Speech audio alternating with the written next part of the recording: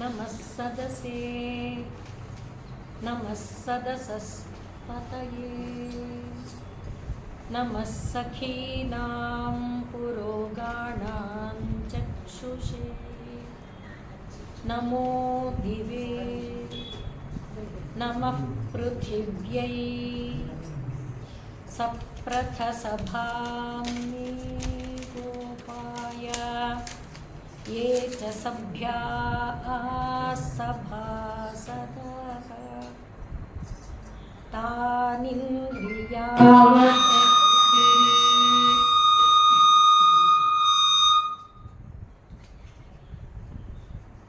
सर्वमायुरुपासताम् ॐ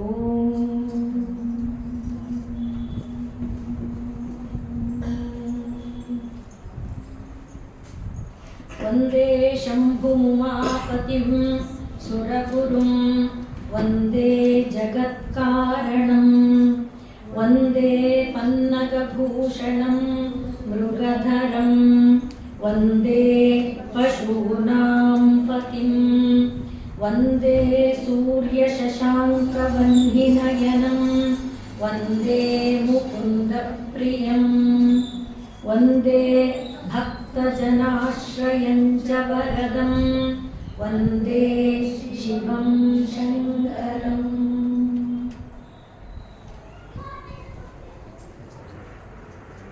ಸಭೆಗೆ ಅಧ್ಯಕ್ಷರಾಗಿರುವಂಥ ಎಲ್ಲರ ಹೃದಯಾರವಿಂದಗಳಲ್ಲಿ ವಿರಾಜಮಾನರಾಗಿರುವಂಥ ಪ್ರಭು, ಯಾರನ್ನ ನಾವು ಶಿವ ಎಂಬುದಾಗಿ, ವಿಷ್ಣು ಎಂಬುದಾಗಿ, ಸ್ಕಂದ ಎಂಬುದಾಗಿ ಬೇರೆ ಬೇರೆ ನಾಮಗಳಲ್ಲಿ ಕರೀತೀವೋ ಆ ಪ್ರಭುವಿನ ಪಾದಾರವಿಂದಗಳಲ್ಲಿ ಮೊದಲು ಹೃದಯ ತುಂಬಿದ ನಮನಗಳನ್ನು ಸಲ್ಲಿಸ್ತೇನೆ. ಇಲ್ಲಿ ನೆರೆದಿರುವ ನಿಮ್ಮೆಲ್ಲರ ಪ್ರೀತಿಯ ಸ್ವಾಗತಕ್ಕೆ ಮೊದಲಿಗೆ ನಮಸ್ಕಾರ. ಮತ್ತು ನಿಮ್ಮೆಲ್ಲರಿಗೂ ಕೂಡ ಹೃದಯ ತುಂಬಿ ನಮನ ಸಲ್ಲಿಸ್ತೇನೆ. ಯಾಕೆಂದರೆ ನೀವು ತೋರಿಸ್ತಾ ಇರುವ ಪ್ರೀತಿ ಆದರಕ್ಕೆ ನನಗೆ ಬಾಯಿಲ್ಲ, ಭಾಷೆ ಇಲ್ಲ. ಎಂದಿಗೂ ನನ್ನನ್ನು ನಿಮ್ಮವರು ಅಂತ ಭಾವಿಸಿದ್ದೀರಲ್ಲ, ಅದಕ್ಕೆ ಅನಂತ ನಮನ. ಇವತ್ತು ನಾವು ಆಯ್ಕೆ ಮಾಡಿಕೊಂಡಿರುವಂಥ ವಿಷಯ ಶಿವಾನಂದ ಲಹರಿ.